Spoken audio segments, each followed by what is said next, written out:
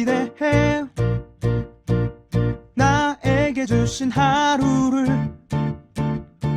때론 피곤하고 일어나기 싫고 널 깨우는 알람 소리에 짜증도 나겠지만. 안녕하세요. 오늘도 푸른 말씀 임세휘 목사입니다. 반갑습니다.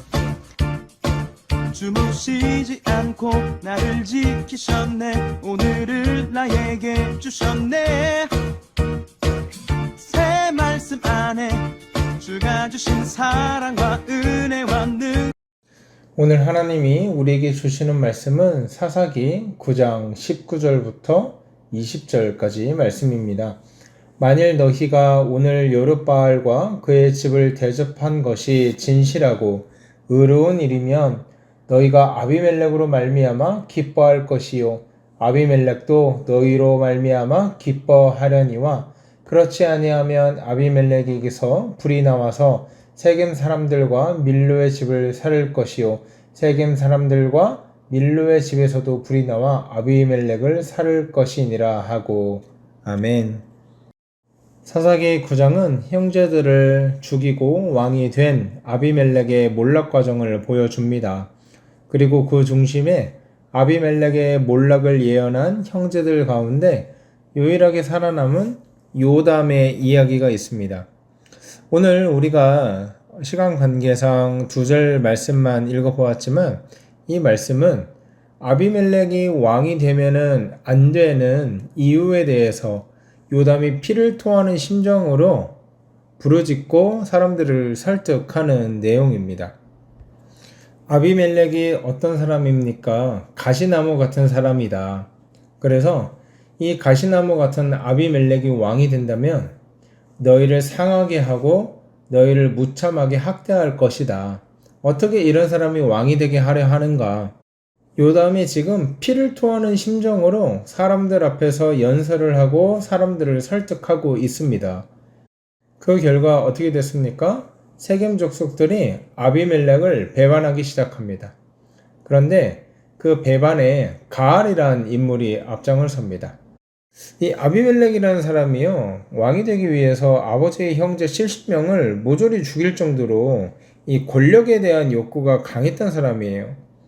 그런 사람이 왕이 되면은 너무나도 위험할 것 같다는 이 요담의 설득에 이 가알이 동조를 하기 시작하고 그래서 아비멜렉을 배반하기 시작하는데 이게 일장춘몽으로 끝났다는 거 아닙니까?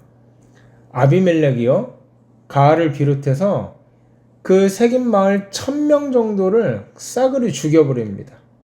여러분, 제가 일전에 새벽 말씀 전할 때 기드온이 유일하게 하나님에 의한 분노가 아니라 개인의 복수와 개인의 분노에 의해서 무참한 사륙을 한 인물로 제가 소개를 했는데 그 아비의 그 아들인 것처럼 오늘 아비멜렉도 본인의 분노를 세겜 족속들에게 고스란히 쏟아놓고 있습니다. 배반에 앞장섰던 가알은 물론이고 그의 가족들을 죽여버리고 또 세겜의 지도자들을 죽여버리고 세겜 사람들을 닥치는 대로 그냥 잡아 죽이고 있어요. 여러분, 이뿐만이 아닙니다. 아비멜렉의 야망이 여기서 멈추지가 않습니다. 세겜을 보복했으면 그것으로 끝내야 되는데 이 인근 지역까지 쳐서 점령하려고 해요. 자기중심적이고 야망에 찬 그의 모습에서 이 권력을 향한 멈추지 않는 눈에 시펄건 불을 켜고 달려드는 아비멜렉의 권력욕을 우리가 살펴볼 수가 있는 것입니다. 여러분, 이런 절제되지 않은 권력의 폐해는 한두 가지가 아니었습니다. 아비멜렉은 세겜 망대로 피한 사람들까지 불태워서 싸그리 죽여버립니다. 이게 얼마나 끔찍한 일입니까? 자기의 왕권을, 자기의 권력을 유지하기 위해서 무고한 사람들을 다 죽여버리는 거예요. 근데 여러분, 이때요, 하나님께서 일하기 시작합니다. 아비멜렉이 인근의 데베스라는 지역에서 세겜 사람들한테 그렇게 했던 것처럼 망대에 불을 놓아서 불태워 죽여버리려고 했는데 무명의 한 여인. 무명의 한 여인이에요. 이름도 몰라요. 그냥 한 여인이 던진 맷돌 윗짝에 머리를 맞아서 죽어버려요. 여러분, 이 아비멜렉이란 이름은 사사기를 조금만 읽어보신 분이면 기드온이라는 이름 못지않게 굉장히 많이 나오는 이름입니다. 좋은 뜻으로든 나쁜 뜻으로든 어쨌든 아비멜렉이란 이름이 굉장히 유명한 이름 아닙니까?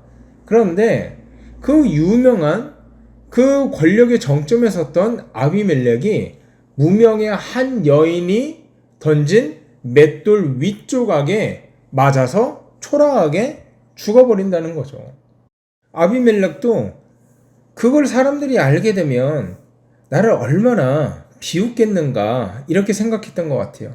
부끄러웠던 것 같아요. 그래서 죽어가는 그 순간에도 청년 하나를 데려와가지고 내가 이렇게 죽는 것을 사람들한테 보일 수 없으니 네가 나를 죽여다오 하고선 청년한테 자기를 죽여달라고 할 것을 부탁합니다.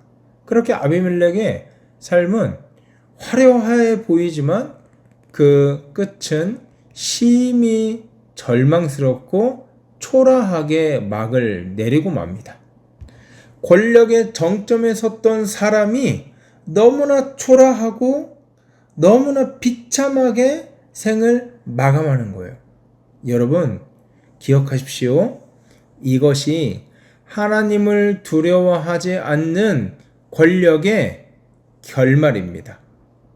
이것이 하나님을 두려워하지 않는 지도자의 최후입니다. 그렇기 때문에 우리는 더 많은 권한을 가지고 더 많은 힘을 가지고 있을수록 내가 하나님 앞에 바로 서려는 몸부림과 하나님 앞에 순결하려는 몸부림이 매일매일 반복되어야 하는 것입니다. 그의 아버지 기드온이 그랬던 것처럼 전쟁을 하는데 하나님을 위하여, 그 다음에 기드온을 위하여 은근슬쩍 하나님의 자리에 자기를 갖다 놓고 하나님을 위해서 일한다는 대의 명분을 가지고 있으면서도 결국엔 그 권력의 핵심에 본인의 정욕과 본인의 탐욕과 본인의 명예욕을 앞세워서 호가호위하고 그런 삶을 살아간다면 하나님께서는 반드시 그 인생을 그냥 내버려 두지 않으실 것입니다.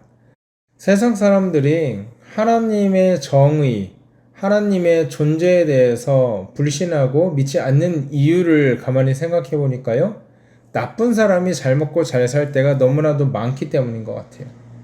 오늘 본문에서도요, 아비멜렉이 왕이 되기 위해서 형제 70명을 무참하게 도륙했는데도 불구하고 왕이 되지 않았겠습니까?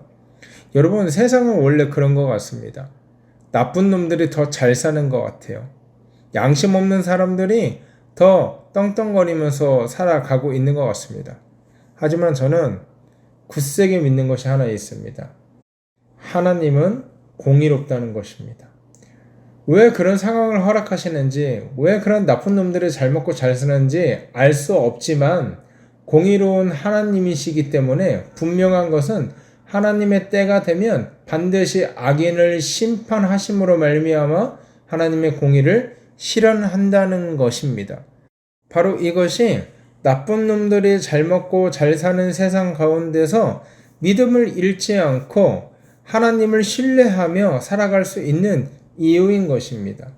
사랑하는 여러분, 하나님이 악인을 반드시 심판하실 것입니다.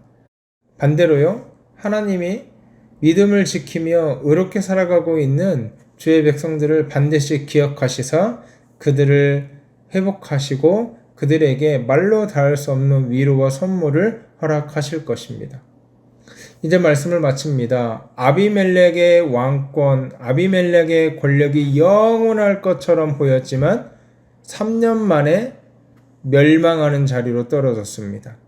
너무나 비참하고 너무나 초라하게 그 인생이 막이 내렸습니다. 그러므로 우리는 악인이 의인을 핍박하고 부와 권세를 누리는 부조리한 상황 가운데서도 절망하지 않는 믿음을 달라고 간구해야 될 것입니다.